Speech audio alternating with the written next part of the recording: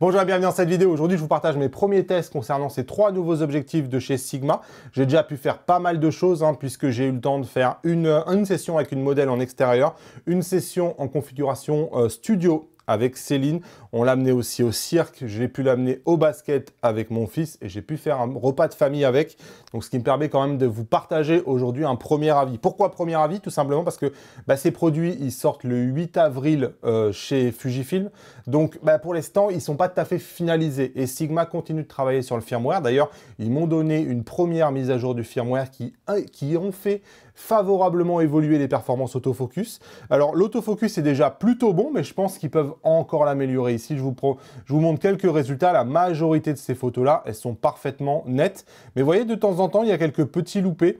Alors, par exemple, je l'avais comparé au Fujifilm. On est à un autre niveau par rapport au Fujifilm 1.2. Ici, la majorité des photos sont nettes. Vous voyez ici, là, quand il avance rapidement, ça suit quand même plutôt bien. Donc, j'ai pas de grief particulier sur l'autofocus. Mais comme Sigma me dit qu'ils vont encore l'améliorer, j'attends le firmware final avant de vous donner une conclusion finale. Et vous voyez ici, par exemple, il y a eu quelques loupés. La question, c'est est-ce qu'avec ce nouveau firmware, on va arriver à quelque chose d'encore mieux? On verra bien. En tout cas, ça marche déjà pas mal l'autofocus et c'est quand même à noter. L'autre chose que je veux préciser, c'est que ces objectifs-là sont tropicalisés, même si je sais que les constructeurs n'aiment pas ce terme-là. Sous-entendu, ils ont un joint ici au niveau de la monture qui les protège de la poussière et de l'humidité. C'est le cas des 3 objectifs. Ces objectifs-là, ils ont une licence Fujifilm officielle.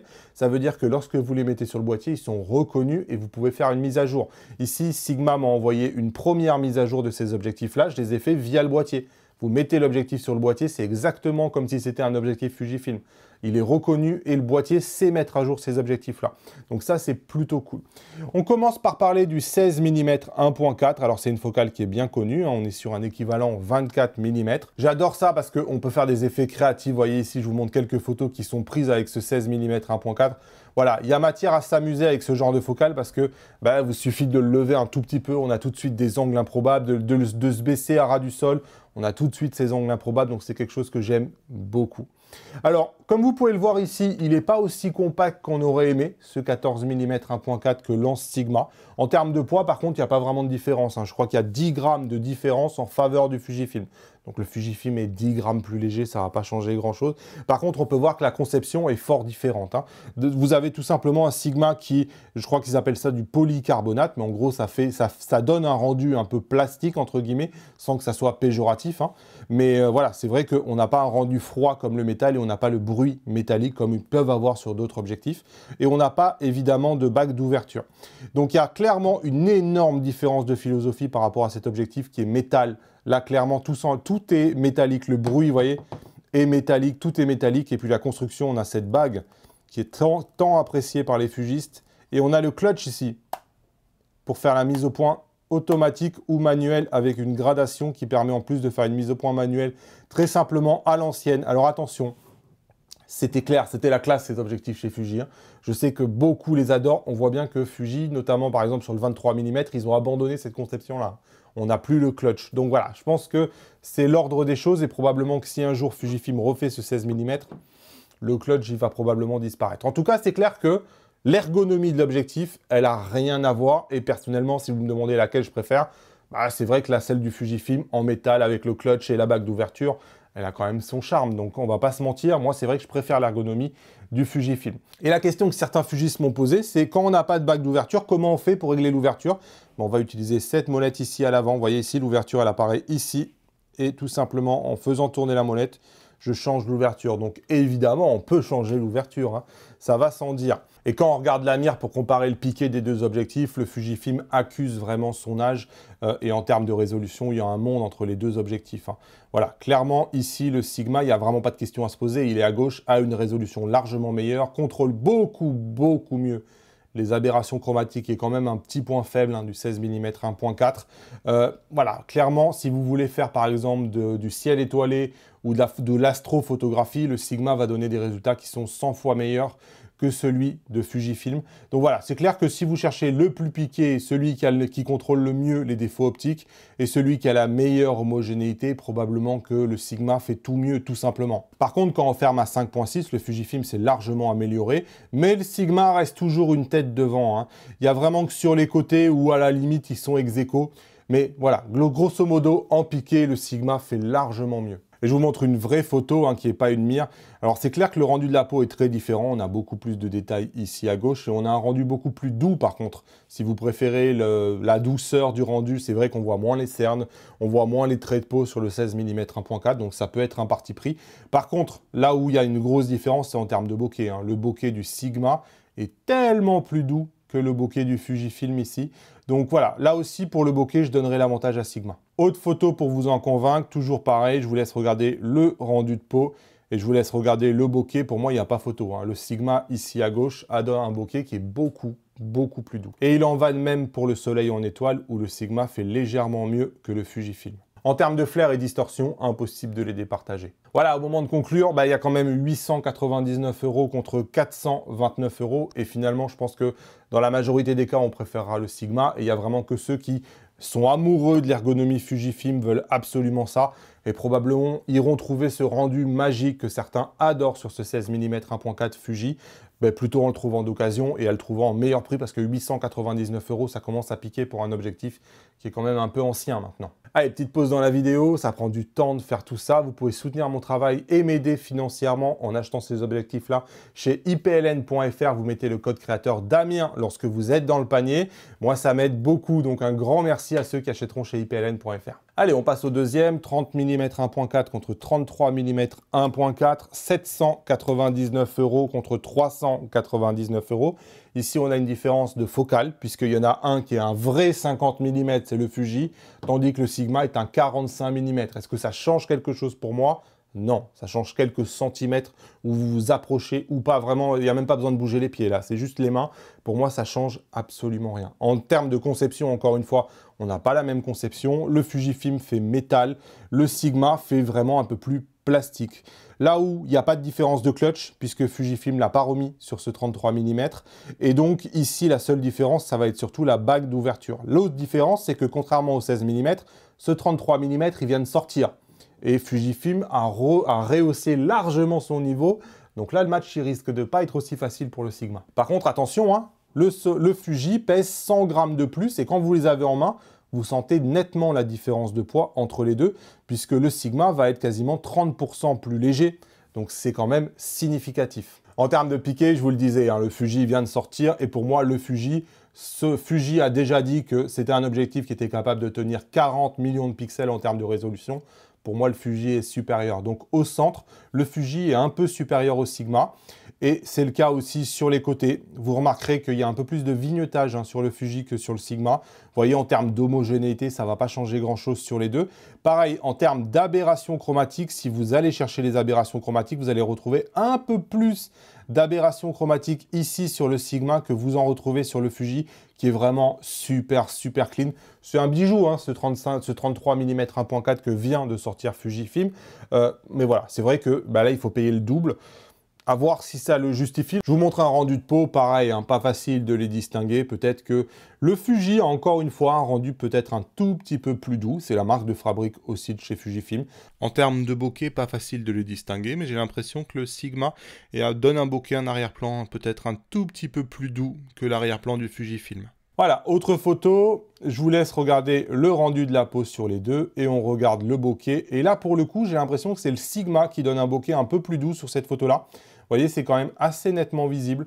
Donc, j'aurais tendance à dire que sur des environnements chargés comme ça, le bokeh du Sigma s'en sort vraiment très bien. Et encore une fois, rendu flair et distorsion, assez difficile de les départager. Donc, au moment de conclure sur ces 30 et 33 mm, plus difficile pour le Sigma. Le Fuji vient juste de sortir et il a un sacré niveau, le Fuji, hein. Donc, probablement que le Fuji est un tout petit peu supérieur au Sigma.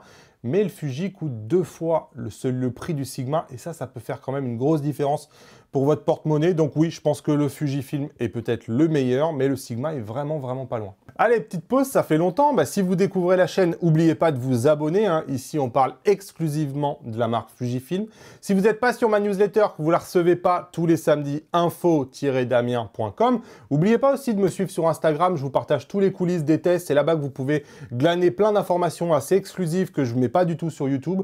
Donc, c'est mon Instagram, damien.bernal. Et le meilleur pour la fin, les 56 mm, équivalent 85 mm. C'est ma focale préférée pour le portrait. Alors ici, on a une grosse différence de tarif, hein. Il est à 1000 € le 56 mm 1.2 et il sort à 429 € le 56 mm Sigma. Et puis, il y a une différence aussi de gabarit, hein. Il y a 130 grammes de différence entre les deux. Et là, c'est clair, hein, quand vous les avez en main, il y a une grosse différence. Donc oui, donc clairement, là, pour le coup, je préfère largement le poids du Sigma. Pour moi, ce Sigma 56 mm, c'est tout ce qu'un objectif pour hybride doit être. Il doit être compact et il doit être léger. Et là, franchement, on a les deux. Donc, c'est clair qu'en rendu, il manque toujours cette bague d'ouverture, hein. Ça, il n'y a pas de question à se poser. Évidemment, il ne l'a pas non plus. On n'a pas non plus ce rendu métallique qu'on a quand on tient cet objectif-là. Donc, c'est clair que le Sigma fait un peu moins premium, j'ai envie de dire, que l'aspect métallique avec bague d'ouverture que offre ce Fujifilm. Mais c'est vrai que, waouh, j'aime cette compacité, j'aime ce poids et j'aime ce prix, j'ai envie de vous dire aussi. 130 grammes de différence, ça se sent vraiment. Et ici, je vous ai comparé son piqué sur la mire. Voilà, bon, pour moi, le Sigma, il est largement meilleur par rapport aux deux autres en termes de piqué. Le Viltrox était capable de faire un tout petit peu mieux que le 56 mm 1.2 à 1.4, donc légèrement fermé. Mais le Sigma, lui, il est vraiment nettement supérieur aux deux autres. Et il est nettement supérieur en termes de défauts optiques. Regardez, quand je vous zoome, le Fujifilm et le Viltrox surtout, parce que le Viltrox, il y a tellement d'aberrations chromatiques sur le Viltrox, c'est qu'à un moment donné, on ne voit plus que ça. Et même quand vous regardez sur les côtés, vous voyez, le Sigma, il est propre, il n'y a pas d'aberration chromatique, vous avez encore de la résolution en termes d'homogénéité, ce n'est pas le cas, hein, du Fujifilm, et c'est encore moins le cas du Viltrox, qui lui n'est pas du tout homogène. Donc voilà, c'est du bon boulot. Il faut arriver à 5.6 pour que les trois objectifs se tiennent dans un mouchoir de poche. Là, oui, effectivement, quand vous arrivez à ce niveau-là, peut-être même que le Fujifilm XF 56 mm 1.2 est celui qui est le plus homogène quand vous fermez à 5.6. Mais enfin, voilà, c'est vrai qu'à pleine ouverture, la différence, elle est quand même assez sévère. Alors après, en termes de rendu, c'est clair qu'il y a des rendus qui sont très différents. Celui du Viltrox, c'est un peu plat, je trouve. Je ne sais pas si on peut dire plat ou doux. Mais je trouve qu'il tue un peu le contraste. Il est très très bon, je l'adore ce Viltrox, je vous l'ai recommandé. Il est très bon. Pour son prix, il était vraiment magique. Mais c'est vrai qu'il est un peu moins contrasté que les deux autres. C'est vrai, quand vous mettez le Sigma à côté, je trouve que vous avez vraiment un joli contraste. Vous avez un joli piqué. Probablement que le rendu de peau, encore une fois, est probablement le plus flatteur sur le Fujifilm, parce que c'est aussi quelque chose que c'est très bien faire Fujifilm. Et quand vous regardez le bokeh, le rendu le plus doux est toujours le bokeh du Fujifilm. Il a un rendu, même si vous êtes à 1.4 sur tous les objectifs, on a toujours sur le Fujifilm ici un rendu un peu plus doux que le Sigma et que le Viltrox. Donc voilà, en termes de rendu, peut-être même que le Sigma a un rendu du bokeh qui est légèrement plus nerveux que les deux autres. Et je vous montre ça sur une autre photo. Alors toujours ce piqué, hein, le piqué du Sigma, waouh, il est vraiment, vraiment violent. Mais on peut voir que ici le 56 mm 1.2, j'ai un super exemplaire, hein, du Fujifilm qui marche aussi vraiment plutôt bien. Et le Viltrox est peut-être légèrement derrière. Et hop, quand vous regardez le bokeh, on a toujours un bokeh qui est légèrement plus doux, je trouve, sur le Fujifilm. Mais le Sigma se débrouille vraiment pas mal. Là où le Sigma va tirer son épingle du jeu, c'est en contre-jour. En contre-jour, c'est celui qui va garder le mieux le contraste par rapport aux deux autres qui vont être complètement éblouis par le contre-jour. Mais vraiment très très ébloui, alors que le Sigma arrive à garder un peu de contraste.